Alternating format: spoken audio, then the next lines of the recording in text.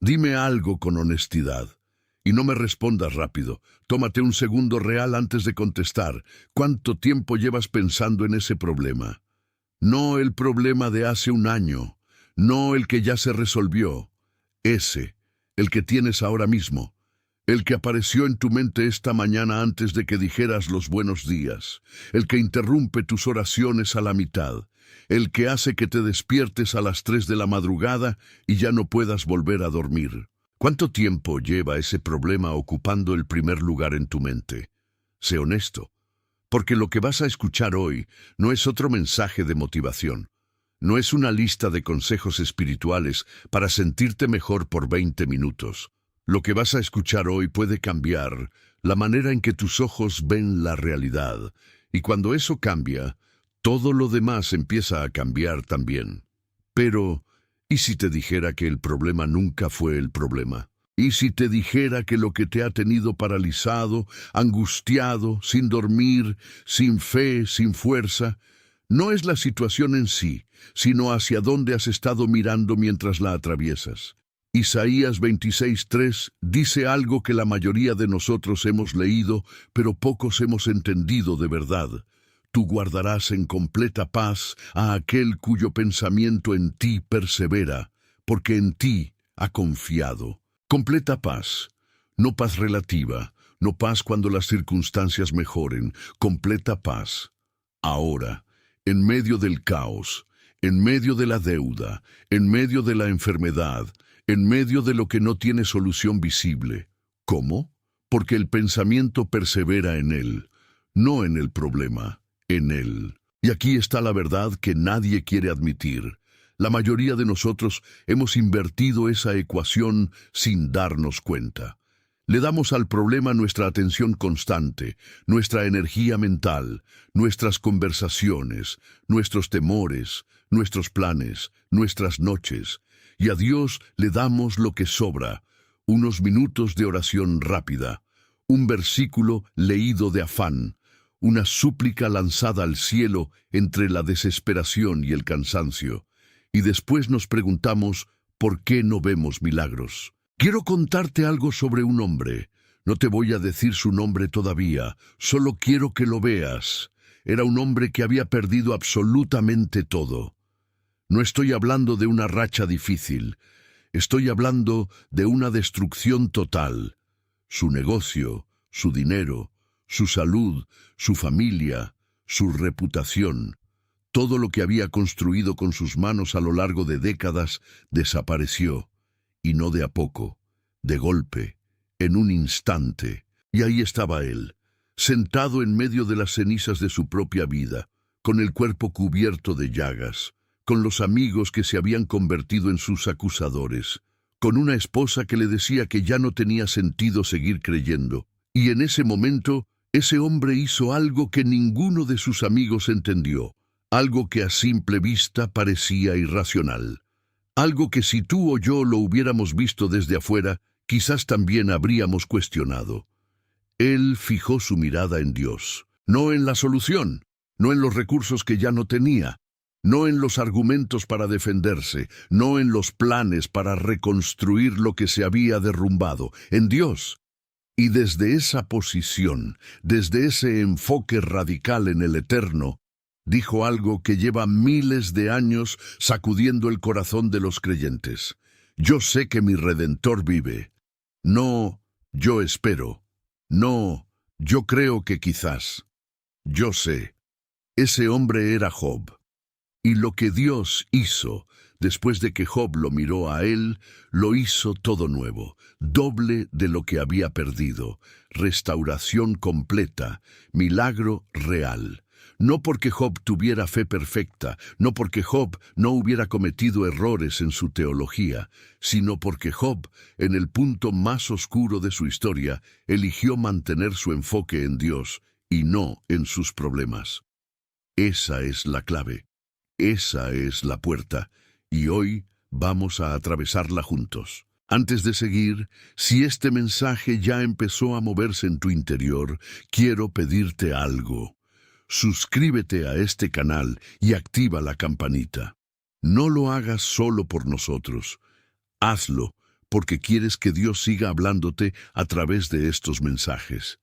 Y escribe ahora mismo en los comentarios: hoy decido enfocar mis ojos en Dios y no en mis problemas. Esa declaración que escribas hoy puede ser el inicio de algo que Dios ya tiene preparado para ti. Una palabra escrita con fe no es pequeña, es una semilla. Quédate conmigo, porque a lo largo de este mensaje voy a revelarte verdades que van a sacudir lo que creías saber sobre el enfoque y los milagros. Y lo mejor, lo guardo para el final.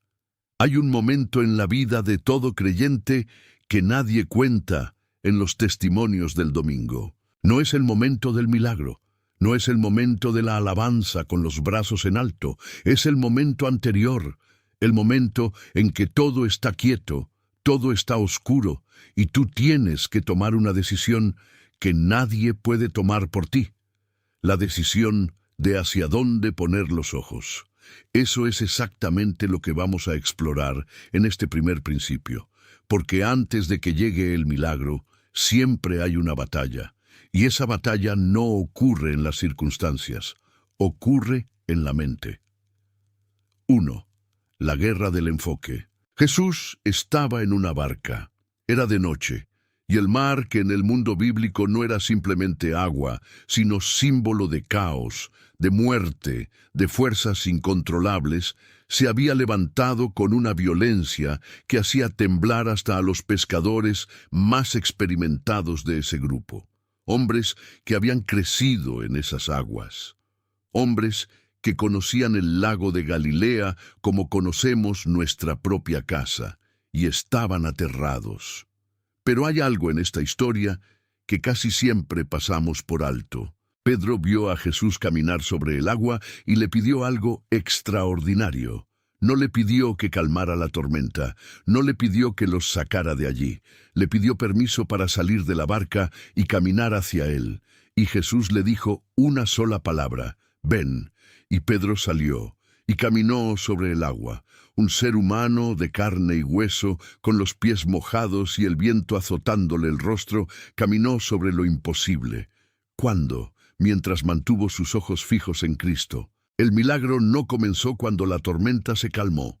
El milagro comenzó cuando Pedro se atrevió a fijar su mirada en Jesús y dar el primer paso. Pero entonces algo cambió. El texto lo dice con una precisión quirúrgica que deberíamos releer despacio. Pero al ver el fuerte viento, tuvo miedo. Mateo 14:30. Fíjate en eso. No dice que el viento cambió. No dice que la situación empeoró. Dice que Pedro vio el fuerte viento, cambió su enfoque, quitó los ojos de Jesús y los puso en la tormenta. Y en el instante en que hizo eso, empezó a hundirse. El problema no era el viento. El viento ya estaba ahí cuando empezó a caminar. El problema fue el cambio de mirada. Y aquí es donde este pasaje deja de ser una historia antigua y se convierte en un espejo. ¿Cuántas veces has empezado a caminar en fe hacia algo que Dios te llamó a hacer, y a mitad del camino quitaste los ojos de Él y los pusiste en lo que veías alrededor? En los números que no cuadraban, en las personas que dudaban de ti, en los diagnósticos que no mejoraban, en el tiempo que seguía pasando sin respuesta. Y en ese momento, aunque no lo llamaras así, empezaste a hundirte, no porque Dios te hubiera soltado, sino porque tú cambiaste tu enfoque. Esto es lo que la psicología humana sabe muy bien, aunque lo llame con otros nombres. Existe algo que los investigadores llaman sesgo de atención. Lo que ocupa el centro de nuestra atención tiene el poder de moldear nuestra percepción de la realidad entera.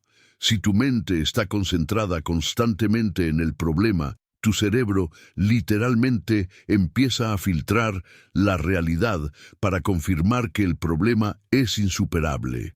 Busca evidencias que lo sostengan, descarta evidencias que lo contradigan. Y terminas viviendo en una realidad construida por tu propio enfoque equivocado. Lo que la ciencia descubrió hace pocas décadas, la Biblia lo declaró hace miles de años.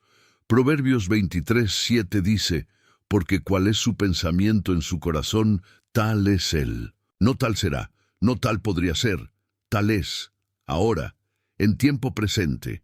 Lo que tú piensas de manera constante y profunda, eso es lo que tú eres en este momento.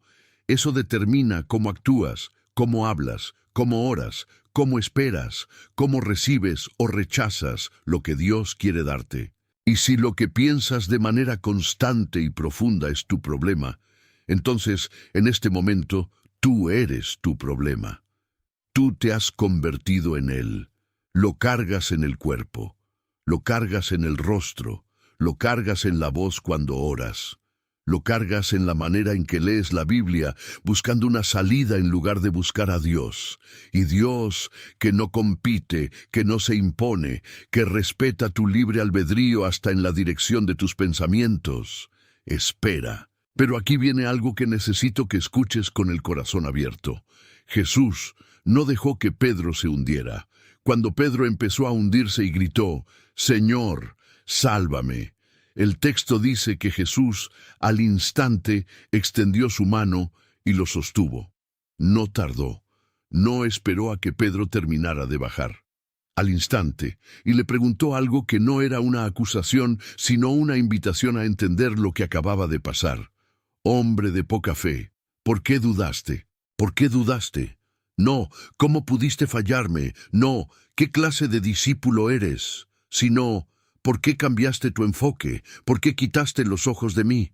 Esa pregunta todavía resuena, todavía vuela sobre el agua, y hoy te la hace a ti, no desde la condena, desde el amor de un Dios que sigue extendiendo su mano al instante, en el momento en que lo llamas, sin importar cuánto hayas bajado. Porque el milagro no terminó cuando Pedro empezó a hundirse.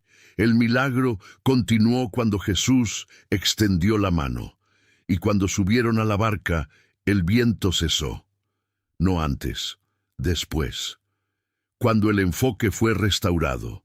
Eso significa algo poderoso para tu vida hoy. El viento en tu vida no tiene que calmarse primero para que tú puedas caminar. El viento cesa cuando tú decides, con un acto de voluntad sostenido por la fe, mantener tus ojos en Cristo, en medio de Él. El milagro no viene antes del enfoque correcto.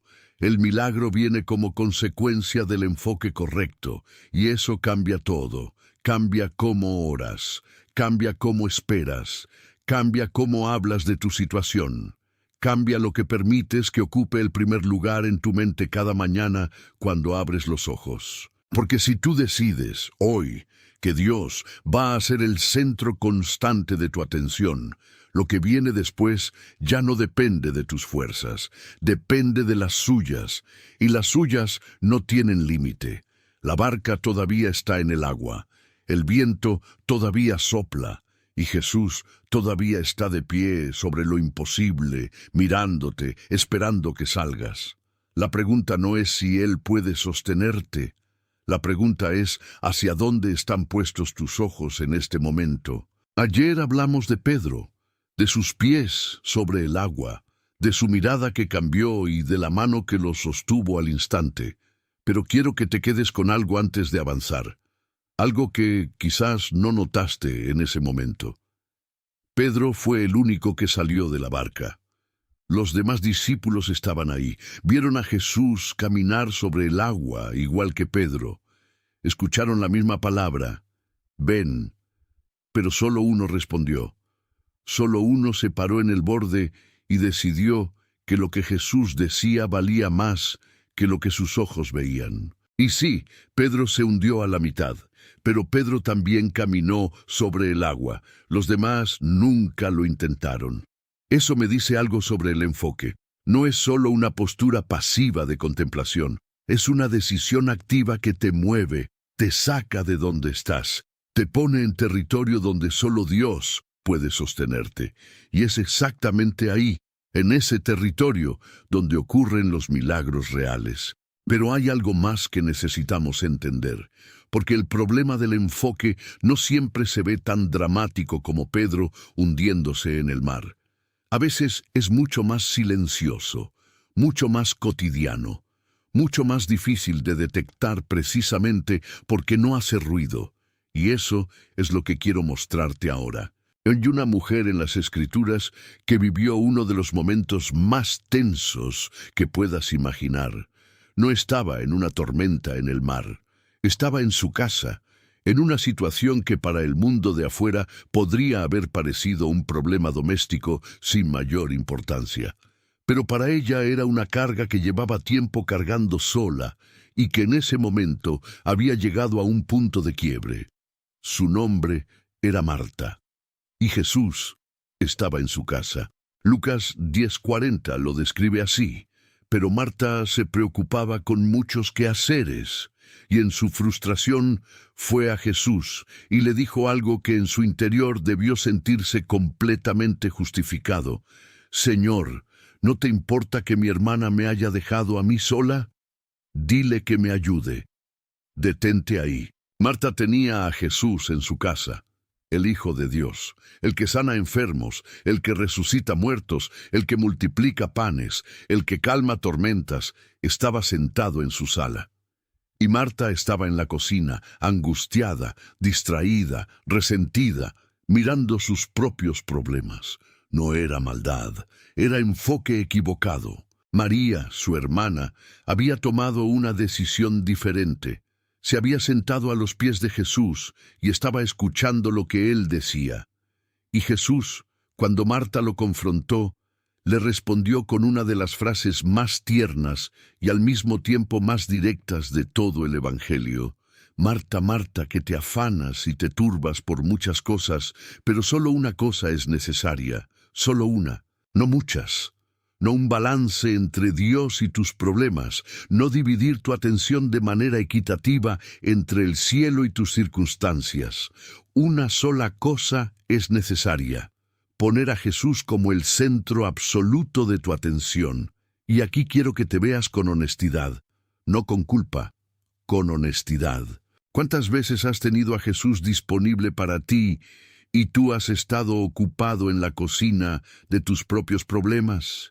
¿Cuántas veces has abierto la Biblia, pero en realidad estabas pensando en lo que tienes que resolver? ¿Cuántas veces has orado, pero en lugar de buscar su rostro, solo le estabas presentando tu lista de pendientes y esperando que él la procesara? Eso es Marta, en silencio, sin tormenta, sin drama visible. Solo un corazón partido entre Dios y sus problemas, y eligiendo, sin darse cuenta, los problemas. Y la consecuencia no era que Marta fuera mala persona, era que Marta se estaba perdiendo lo más importante, mientras lo más importante estaba sentado frente a ella. Pero aquí viene la parte que más me mueve de esta historia. Jesús no la rechazó. No le dijo que se fuera, no le quitó su amor, le habló por nombre 2 veces, Marta, Marta. Cuando alguien te llama 2 veces por nombre, no te está regañando, te está mirando al alma, te está diciendo, te conozco, te veo, y precisamente porque te veo te digo la verdad. Y la verdad era esta: lo que te está robando la paz no son tus quehaceres, es hacia dónde tienes puestos los ojos mientras los haces. Esto aplica a tu vida hoy, de una manera que quizás sea incómoda pero necesaria. Puedes estar en medio de una crisis financiera y tener a Dios como tu enfoque central. Puedes estar esperando un diagnóstico médico y tener a Dios como tu enfoque central. Puedes estar en el momento más incierto de tu vida y tener a Dios como tu enfoque central.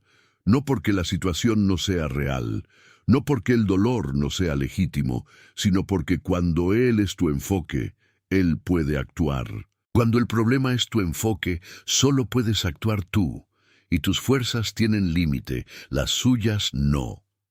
Ahora bien, antes de revelarte lo que viene, necesito preguntarte algo importante. ¿Estás recibiendo estos mensajes con regularidad? Porque lo que estamos compartiendo aquí no es contenido que se consume de paso. Es palabra que necesita raíz. Y si aún no estás suscrito a este canal, quiero pedirte que lo hagas ahora mismo, no mañana, ahora. Porque ese pequeño acto de decir sí a seguir escuchando la palabra de Dios en este espacio es también una forma de decirle sí a Él. Y cuando lo hagas, escribe en los comentarios, ya estoy suscrito. Si ya estás suscrito, esa frase que vas a escribir no es un trámite, es una declaración. Es decirle al cielo y a ti mismo que estás comprometido con crecer, con escuchar, con transformarte. Eso tiene valor delante de Dios. La obediencia en las cosas pequeñas siempre abre puertas en las cosas grandes. Y si aún no estás suscrito, este es tu momento. Lo que sientes ahora mismo en tu corazón mientras escuchas esto no es casualidad. Dios no desperdicia momentos. Suscríbete, activa la campanita y escribe esa frase como confirmación de que estás aquí, de que estás listo, de que lo que Dios está moviendo en ti hoy va a tener continuidad. Porque lo que viene a continuación en este mensaje es donde todo empieza a tomar forma real. Marta aprendió algo ese día, y aunque el texto no nos dice exactamente cómo cambió en ese instante, sí sabemos lo que ocurrió después en su vida. Cuando su hermano Lázaro murió, fue Marta quien corrió al encuentro de Jesús. Fue Marta quien le dijo, «Yo sé que mi hermano resucitará». Fue Marta quien, en medio del dolor más profundo que una persona puede experimentar, hizo una de las declaraciones de fe más poderosas de todo el Nuevo Testamento. La mujer que estuvo distraída en la cocina se convirtió en la mujer que confesó la resurrección antes de verla. Algo cambió en su enfoque, y cuando cambió su enfoque, cambió su historia. Eso mismo está disponible para ti. Quiero que imagines algo por un momento. Imagina que tienes una linterna en la mano, una sola linterna, y estás en un cuarto completamente oscuro, lleno de cosas, muebles, cajas, obstáculos, y tienes que cruzarlo. Ahora dime, ¿hacia dónde apuntas la luz? Si apuntas la linterna hacia el suelo justo frente a tus pies, puedes avanzar paso a paso. No verás todo el cuarto, no sabrás exactamente dónde termina, pero verás lo suficiente para moverte hacia adelante sin caer. Pero si empiezas a girar la linterna hacia todos lados, tratando de iluminar cada rincón, cada sombra, cada cosa que no entiendes, lo único que vas a lograr es desorientarte. Porque la luz no alcanza para todo al mismo tiempo. Y en el intento de verlo todo, terminas sin ver nada con claridad. Tu atención funciona exactamente igual. No fue diseñada para procesarlo todo simultáneamente. Fue diseñada para enfocarse, y cuando tú decides hacia dónde apunta esa linterna, decides también qué tan lejos puedes llegar. La pregunta es simple, brutal en su simplicidad. ¿Hacia dónde apunta la tuya hoy? 2. El secreto que Pablo aprendió en la cárcel. Hay una carta en el Nuevo Testamento que fue escrita desde uno de los lugares menos probables para hablar de paz, de gozo y de enfoque en Dios. Fue escrita desde una prisión, no una prisión metafórica, no una situación difícil a la que le llamamos prisión para darle dramatismo. Una celda real, con cadenas reales, con la posibilidad real de una sentencia de muerte pendiendo sobre la cabeza del que escribía. Y sin embargo, esa carta es quizás el documento más alegre de todo el Nuevo Testamento. El hombre que la escribió era Pablo, y lo que escribió desde esa celda en Filipos no fue una queja, no fue una petición de rescate, no fue un registro de sus sufrimientos para que alguien lo lamentara. Fue una declaración de un principio que él había aprendido en carne propia, a través de años de naufragios, de azotes, de persecución, de hambre, de traición. Filipenses 4, 6 al 7. Por nada estéis afanosos, sino sean conocidas vuestras peticiones delante de Dios en toda oración y ruego, con acción de gracias. Y la paz de Dios, que sobrepasa todo entendimiento, guardará vuestros corazones y vuestros pensamientos en Cristo Jesús. Léelo de nuevo, despacio. Por nada estéis afanosos. no por pocas cosas, no por las cosas pequeñas, por nada. Eso es o una promesa imposible o la revelación de un principio que funciona en una dimensión diferente a la lógica humana. Y Pablo no lo estaba escribiendo desde una sala cómoda con una taza de té en la mano. Lo estaba escribiendo encadenado, sin saber si iba a vivir o morir, en medio de una situación que cualquier ser humano normal habría usado como razón completamente válida para estar lleno de ansiedad. ¿Cómo? El versículo siguiente lo revela, Filipenses 4:8. Por lo demás, hermanos, todo lo que es verdadero, todo lo honesto, todo lo justo, todo lo puro, todo lo amable, todo lo que es de buen nombre, si hay virtud alguna, si algo digno de alabanza, en esto pensad. En esto pensad. Pablo no estaba hablando de ignorar la realidad. No estaba diciendo que finjas que todo está bien cuando no lo está. Estaba revelando algo profundo sobre la arquitectura de la mente humana y sobre cómo el Espíritu de Dios trabaja dentro de ella. Lo que tú piensas de manera sostenida y deliberada es lo que construye tu mundo interior, y tu mundo interior es el que determina con qué ojos ves tu mundo exterior. Si piensas de manera sostenida en el problema, tu mundo interior se convierte en un cuarto lleno de ese problema. Todo lo que entra pasa por ese filtro. Cada noticia, cada conversación, cada oración, cada momento de silencio se tiñe con ese color.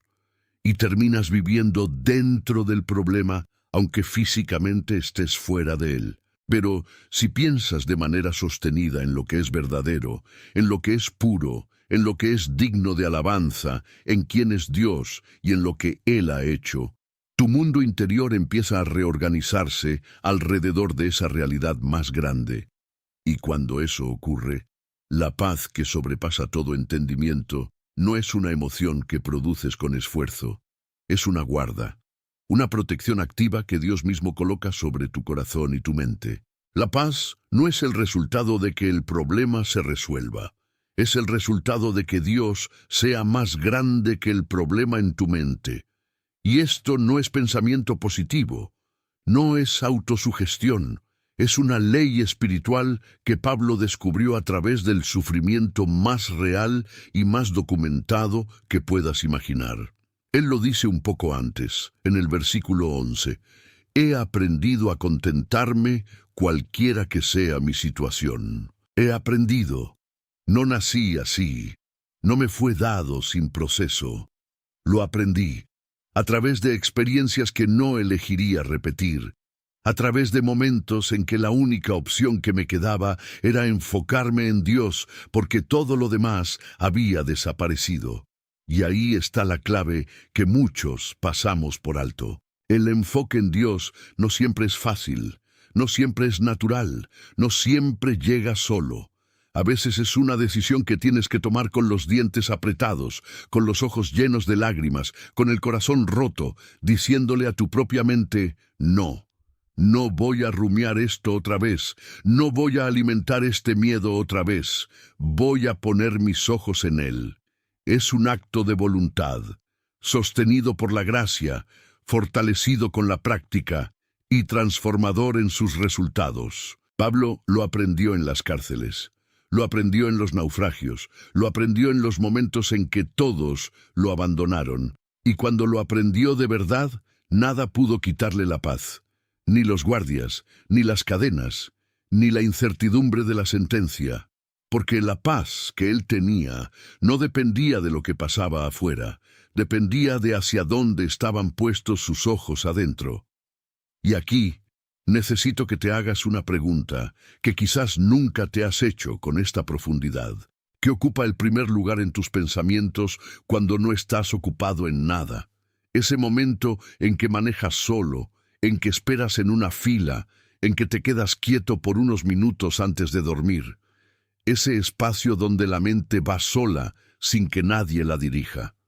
¿A dónde va la tuya? Porque ese destino natural de tu mente en los momentos de silencio es la radiografía más honesta de cuál es tu enfoque real. No el que declaras en la iglesia, no el que describes cuando alguien te pregunta cómo está tu vida espiritual. El real, el que vive en los márgenes de tu día cuando nadie te está mirando.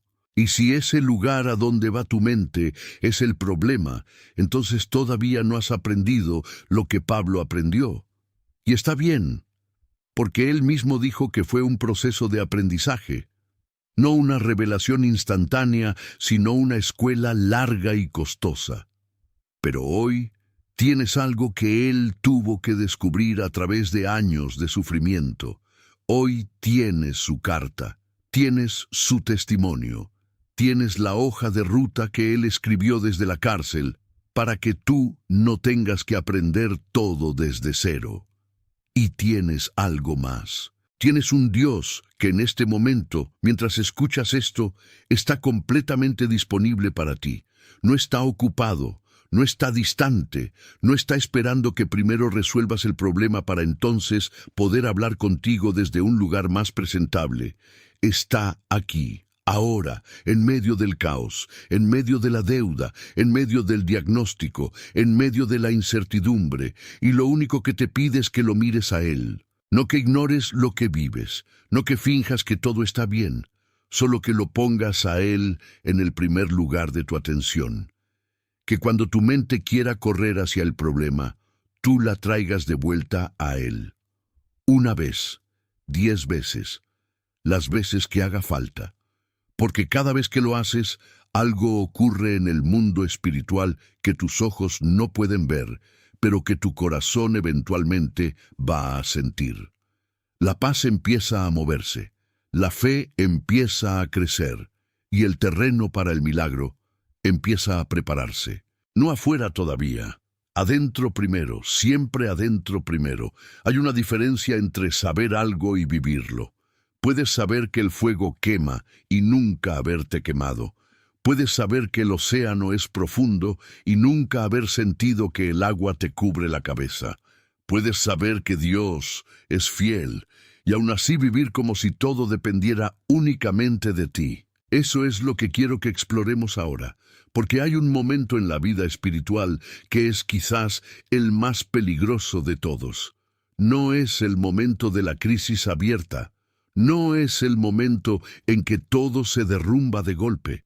Es el momento en que todo parece estar bien por fuera, pero por dentro hay una distancia que se fue abriendo tan despacio que casi no la notaste. Y de repente un día te das cuenta de que llevas meses orando sin sentir nada, leyendo la Biblia sin que nada te toque, asistiendo a la iglesia pero sintiéndote vacío a la salida, haciendo todo lo correcto por fuera mientras por dentro hay una sequedad que no sabes cómo nombrar.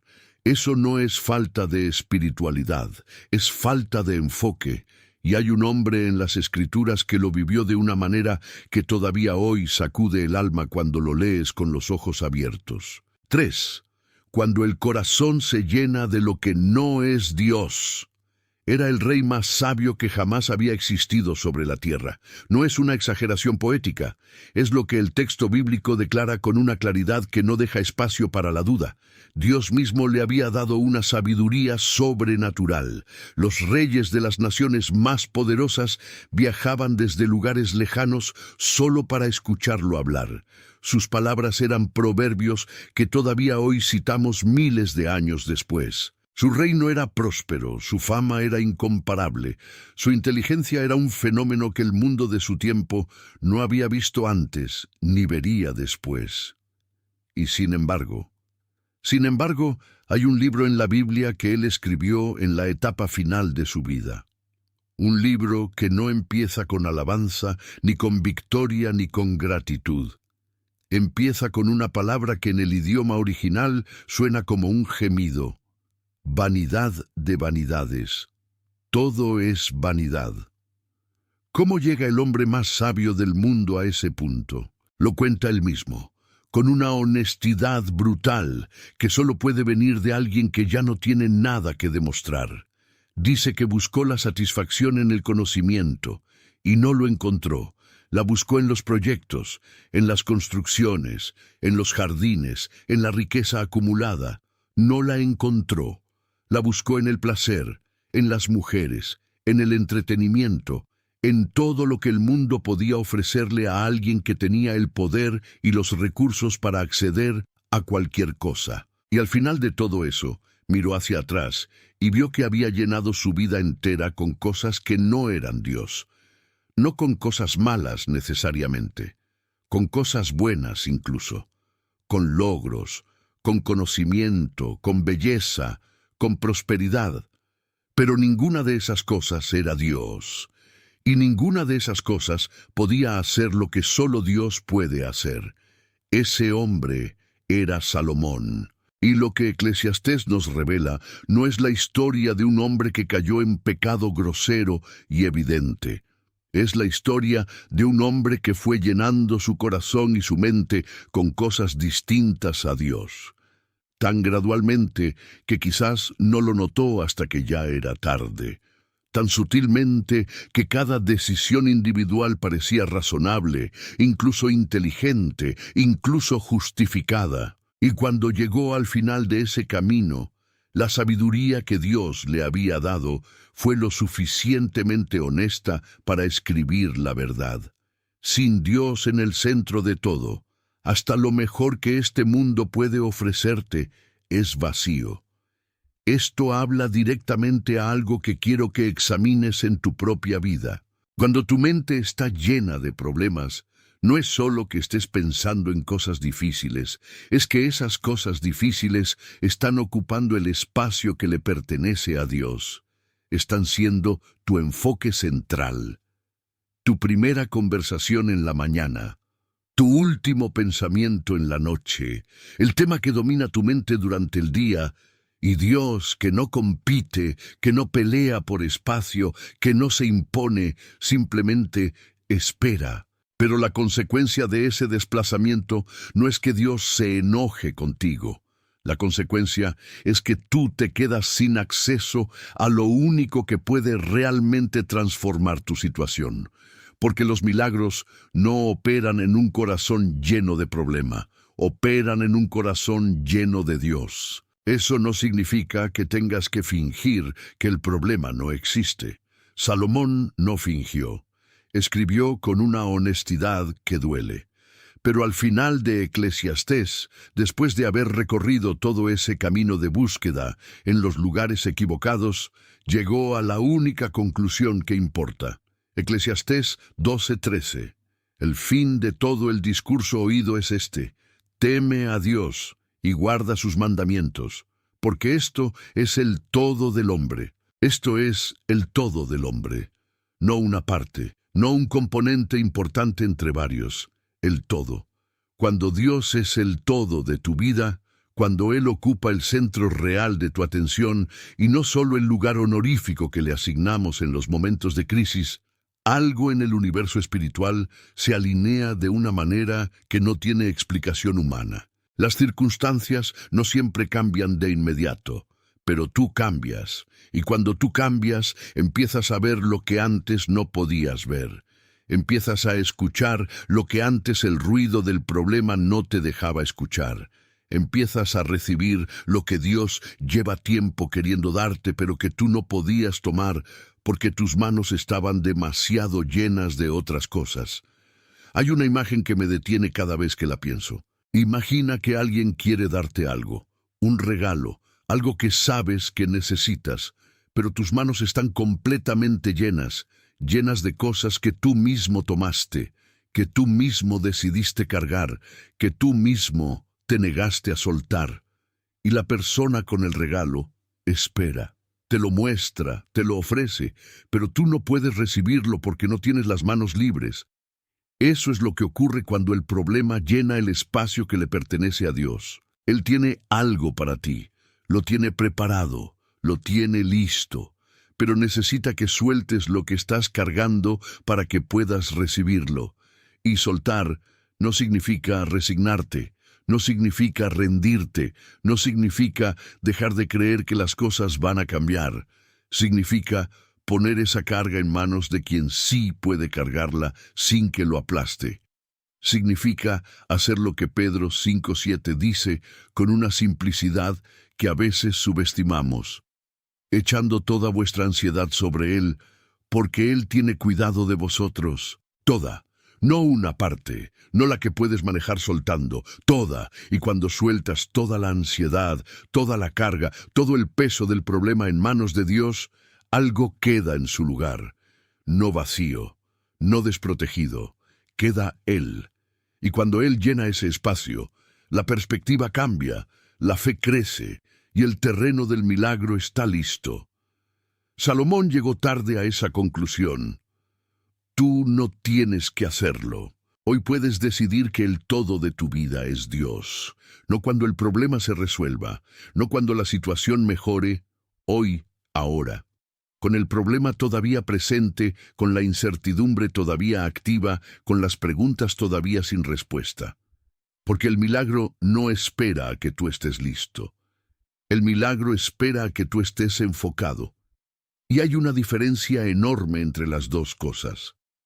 Hay algo que Salomón escribió, que la mayoría lee de paso y pocos se detienen a examinar de verdad. Lo escribió en Proverbios, no en Eclesiastés, donde estaba mirando hacia atrás con el peso de los años y los errores. Lo escribió en Proverbios, donde estaba transmitiendo sabiduría destilada. Y dice esto en el capítulo 4, versículo 23. Sobre toda cosa guardada, guarda tu corazón, porque de él mana la vida. Sobre toda cosa guardada. No es una sugerencia. No es un consejo opcional para los que tienen tiempo de ocuparse de esas cosas espirituales. Es una prioridad absoluta. Por encima de todo lo que proteges, cuida esto. Por encima de tu dinero, de tu reputación, de tu salud, de tus relaciones. Guarda tu corazón. ¿Por qué? Porque de él mana la vida. Lo que entra en tu corazón y lo que ocupa el centro de tu corazón es lo que eventualmente fluye hacia afuera como vida o como muerte, como fe o como miedo, como paz o como ansiedad, como milagro o como estancamiento. Y esto nos lleva directamente a lo que quiero mostrarte ahora. Hablamos de Salomón, de cómo el hombre más sabio del mundo fue llenando su corazón con cosas que no eran Dios hasta que llegó al final de un camino largo y brillante y descubrió que estaba vacío. Pero quiero llevarte a algo más específico ahora, porque el problema que estamos explorando en este mensaje no es solo filosófico, no es solo teológico, es práctico, es cotidiano y tiene consecuencias directas en si ves o no ves milagros en tu vida. Déjame hacerte una pregunta que quizás nunca nadie te ha hecho así de directamente. ¿Qué es lo primero que haces cuando recibes una mala noticia? No lo que deberías hacer, lo que realmente haces. La mayoría de nosotros, si somos honestos, hacemos lo mismo. Llamamos a alguien, o empezamos a analizar, o empezamos a buscar soluciones, o empezamos a anticipar los peores escenarios posibles para prepararnos emocionalmente para lo que podría venir. O simplemente nos quedamos paralizados con la mente dando vueltas y vueltas alrededor del problema como un satélite atrapado en la órbita de algo que no puede soltar. Y hay algo interesante en todo eso. No es que esté mal buscar consejo, no está mal analizar, no está mal pensar en soluciones. Lo que está mal es el orden. Cuando el problema se convierte en tu primera respuesta automática en lugar de Dios, has revelado algo sobre el lugar real que Él ocupa en tu corazón. No el lugar declarado, el real. Y eso tiene consecuencias espirituales que van mucho más allá de lo que vemos en la superficie. Hay un principio en la física que dice que dos objetos no pueden ocupar el mismo espacio al mismo tiempo. En el mundo espiritual funciona de manera similar. La ansiedad y la paz perfecta de Dios no coexisten en el mismo corazón con la misma intensidad al mismo tiempo. El miedo y la fe plena no operan con la misma fuerza simultáneamente. Uno desplaza al otro, y tú decides, con tu enfoque, cuál crece y cuál se reduce. Cuando alimentas el problema con tu atención constante, el problema crece. No necesariamente en tamaño real, sino en tamaño percibido, en el espacio que ocupa dentro de ti, en el peso que sientes, en la capacidad que tiene de determinar tu estado emocional, tu nivel de fe, tu disposición para escuchar a Dios. Pero cuando alimentas tu relación con Dios, con tu atención constante, algo en la proporción cambia. El problema no desaparece inmediatamente, pero empieza a verse diferente. Empieza a verse desde una perspectiva que antes no podías tener porque estabas demasiado cerca de él. Hay una diferencia enorme entre mirar un problema desde adentro del problema y mirarlo desde los brazos de Dios. Desde adentro del problema, el problema lo es todo. Llena tu campo visual completo. No puedes ver alrededor de él, ni encima de él, ni más allá de él. Solo ves el problema. Desde los brazos de Dios, el problema sigue siendo real, sigue siendo grande, pero tú estás en un lugar más alto. Y desde ese lugar más alto puedes ver cosas que antes no podías ver. Puedes ver que hay un camino donde antes solo veías un muro. Puedes ver que hay provisión donde antes solo veías escasez. Puedes ver la mano de Dios moviéndose en lugares que desde adentro del problema eran completamente invisibles. Eso es lo que el Salmo 91 describe cuando dice: el que habita al abrigo del Altísimo morará bajo la sombra del Omnipotente. Habitar, no visitar. No pasar por ahí cuando las cosas se ponen difíciles. Habitar. Hacer de ese lugar tu residencia permanente, tu dirección espiritual, el lugar desde el cual ves todo lo demás. Y cuando ese es tu lugar de habitación, la perspectiva que tienes sobre tus problemas es radicalmente diferente a la perspectiva que tiene alguien que vive dentro de sus problemas y solo visita a Dios de vez en cuando. Ahora bien, sé lo que estás pensando, o al menos sé lo que yo pensaba cuando entendí esto por primera vez. ¿Cómo se hace eso en la práctica? ¿Cómo se habita en Dios cuando la realidad de la vida te jala constantemente hacia el problema? ¿Cómo guardas tu corazón cuando el problema es tan ruidoso, tan urgente, tan presente, que parece imposible ignorarlo? Y la respuesta no está en ignorarlo, está en algo que los grandes hombres y mujeres de fe a lo largo de la historia bíblica practicaron de una manera que hoy muchos hemos perdido o reducido a una rutina vacía. La adoración deliberada en medio de la tormenta, no la adoración que sale natural cuando todo está bien. Esa es fácil. Cualquiera puede adorar cuando el negocio va bien y la salud es buena y las relaciones están en paz. Eso no requiere fe. Requiere gratitud, que es hermosa, pero no es lo mismo. La adoración deliberada es la que sale cuando no tienes ganas, cuando el cuerpo duele, cuando la cuenta bancaria está en rojo, cuando el diagnóstico fue malo, cuando la persona que amabas se fue, cuando Dios parece callado y el cielo parece cerrado. En ese momento, levantarte y adorar de todas formas es el acto de fe más poderoso que un ser humano puede hacer. Porque en ese momento no estás adorando por lo que sientes, estás adorando por lo que sabes, y lo que sabes es más grande que lo que sientes.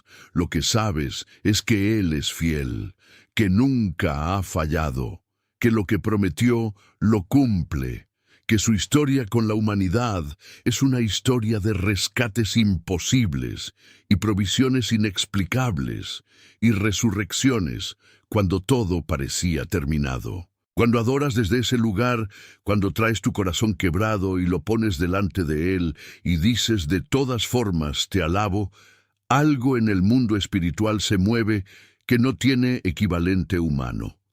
Job lo hizo. Cuando perdió todo, se postró y adoró. No porque estuviera bien, sino porque sabía quién era Dios, independientemente de lo que estaba viviendo. Y Dios respondió, no de inmediato, no sin proceso.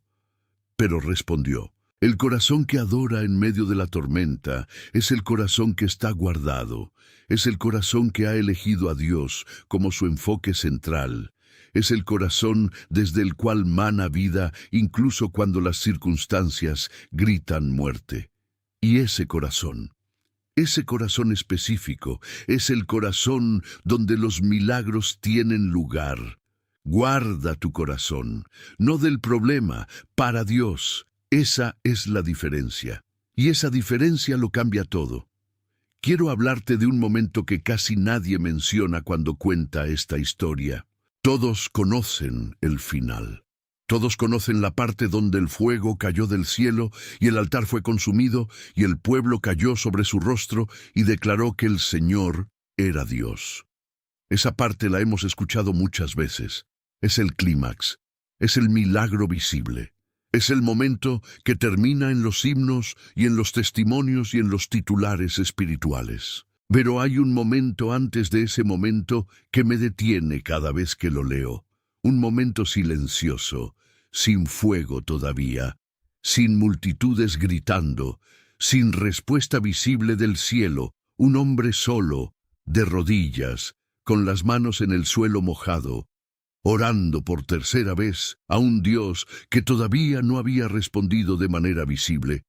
Ese momento es donde quiero que te quedes conmigo ahora. 4. El altar que Dios responde.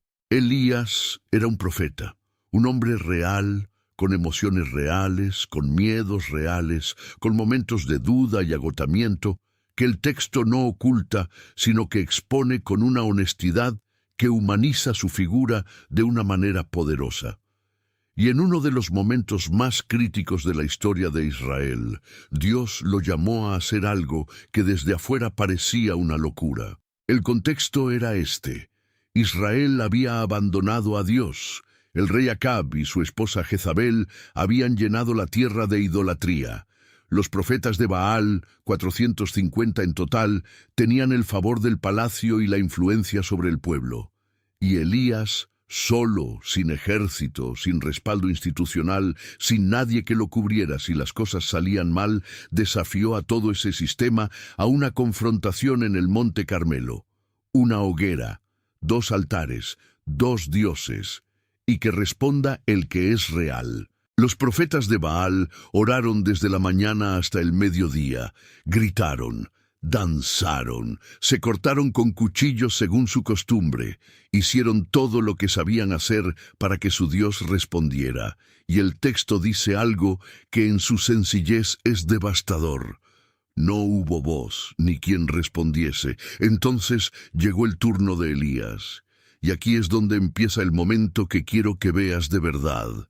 Elías no gritó, no hizo un espectáculo, no intentó superar en intensidad lo que los profetas de Baal habían hecho.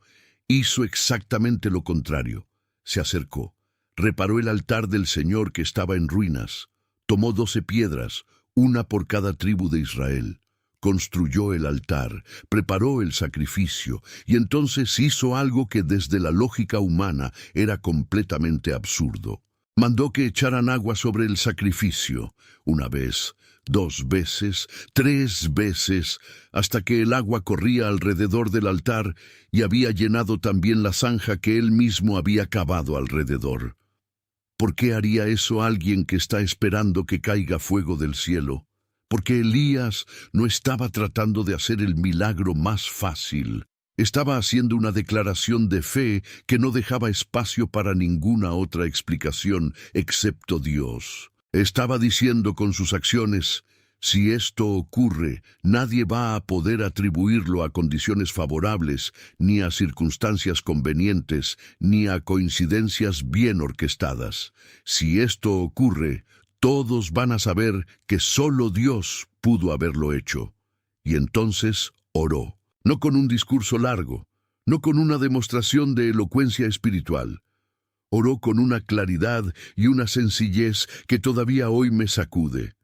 Señor, Dios de Abraham, de Isaac y de Israel, Sea hoy manifiesto que tú eres Dios en Israel, y que yo soy tu siervo, y que por tu palabra he hecho todas estas cosas. Una sola oración, sin repetición, sin histeria, sin desesperación visible, y el fuego cayó. Consumió el holocausto, la leña, las piedras, el polvo, y lamió el agua que estaba en la zanja. Todo, en un instante, ante los ojos de todo el pueblo. Ahora bien, quiero que notes algo en esa oración de Elías que es fundamental para entender por qué Dios respondió. Elías no oró centrado en el problema, no oró centrado en los 450 profetas de Baal, no oró centrado en la idolatría de Israel, ni en el poder de Jezabel, ni en su propia soledad como el único profeta que quedaba. Oró centrado en quién era Dios. Sea manifiesto que tú eres Dios. El enfoque de su oración no era el problema, era Dios. Y eso es exactamente lo que transforma una oración de una lista de peticiones desesperadas en una conversación con el Creador del universo que mueve montañas. Porque hay una diferencia enorme entre orar desde el problema y orar desde Dios. Cuando oras desde el problema, tu oración suena así: Señor, mira lo grande que está esto, mira lo imposible que parece, mira cuánto tiempo llevo esperando, mira lo mal que estoy, mira lo que me está pasando.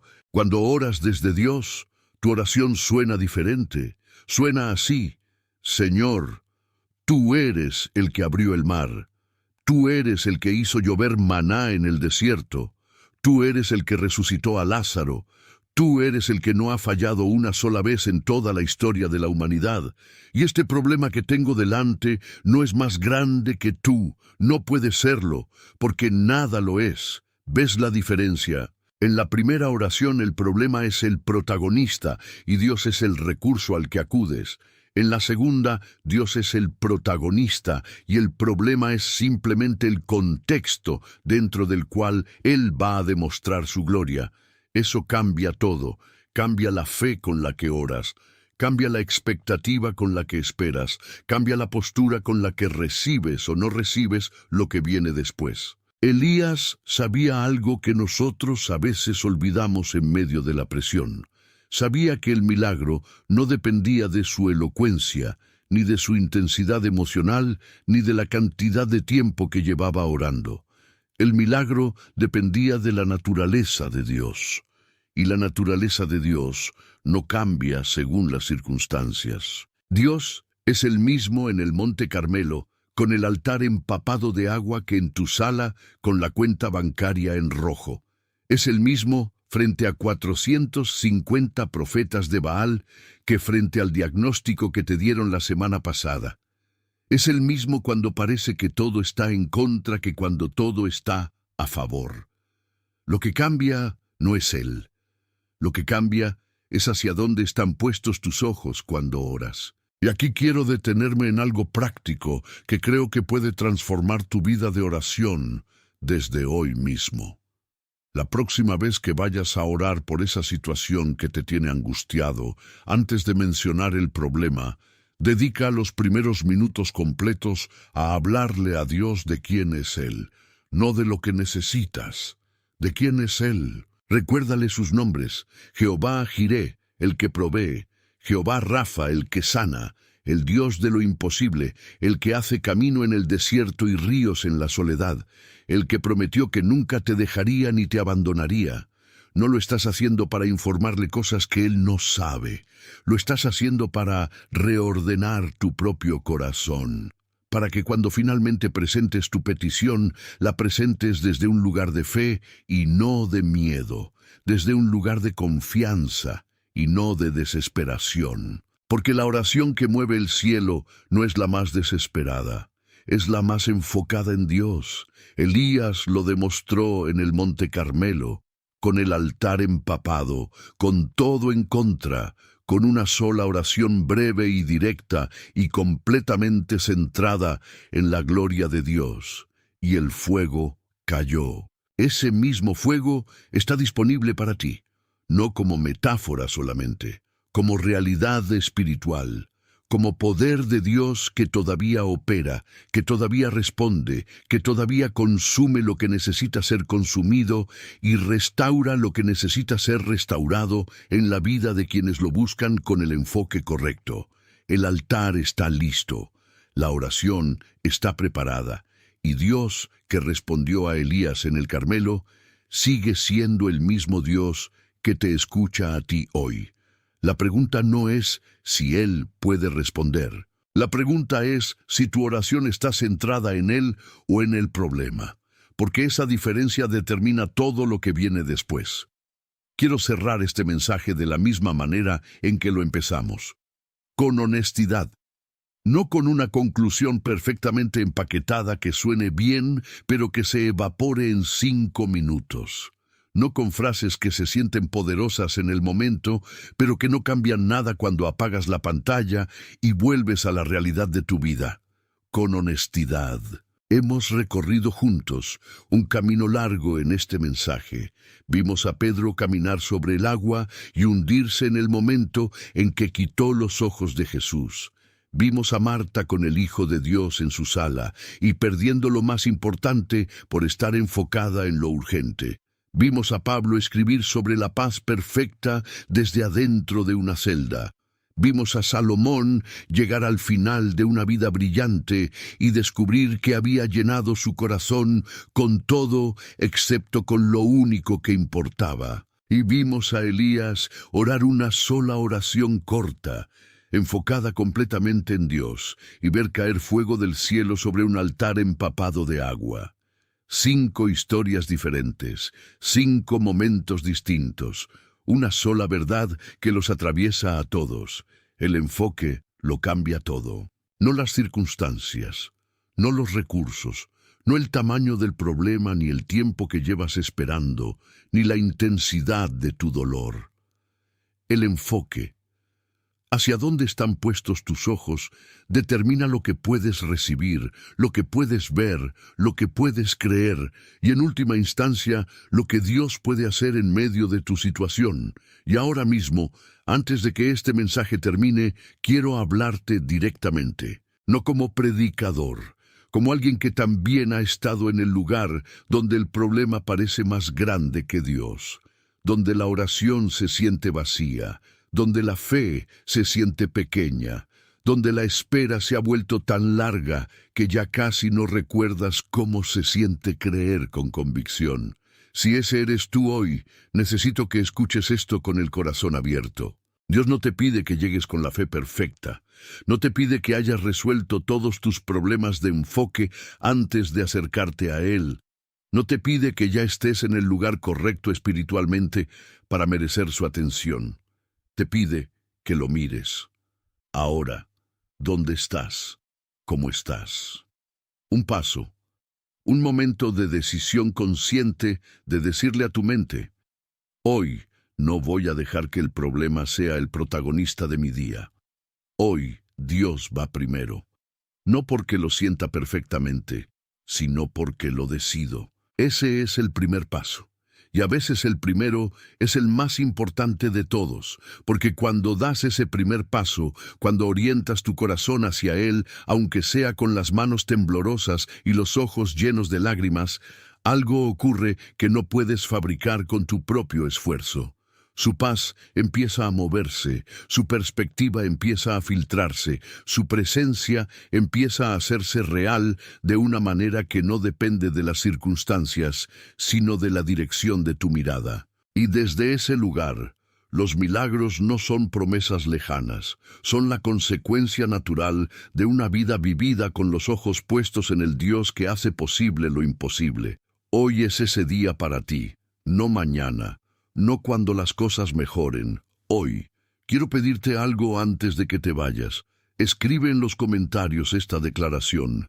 Escríbela con fe. Escríbela como una semilla que plantas hoy en tierra fértil. Escríbela como el inicio de algo que Dios ya tiene preparado para ti. Hoy mismo decido poner mis ojos en Dios y no en mis problemas, porque confío en que Él tiene el control de todo lo que me preocupa. Escríbela. No la pienses solamente. Escríbela. Porque hay algo en el acto de declarar con intención lo que crees que lo convierte de pensamiento en compromiso.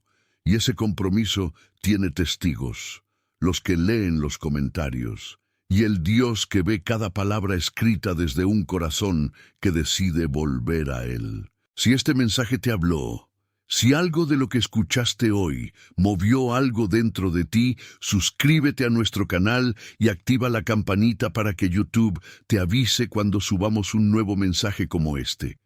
Porque esto no termina aquí. Hay más verdad, más profundidad, más palabra que necesitas escuchar. Y queremos que estés ahí cuando llegue. Comparte este mensaje con 3 personas. Puede ser un amigo, un familiar o un hermano de la iglesia. Alguien que sabes que necesita escucharlo hoy. Alguien que lleva demasiado tiempo mirando su problema y ha olvidado que hay un Dios más grande que cualquier cosa que enfrenta.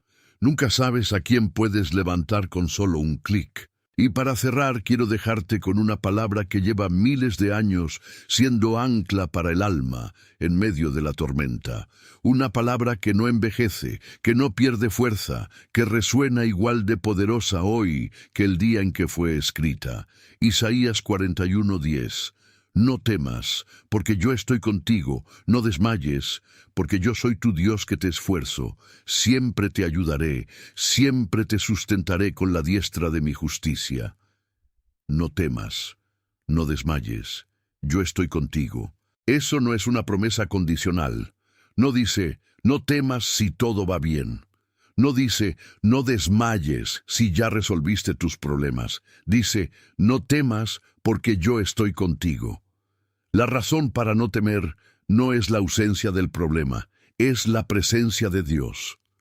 Y esa presencia está disponible para ti ahora mismo. Ponle los ojos encima y observa lo que empieza a ocurrir. Te espero en el siguiente video. Que Dios te bendiga.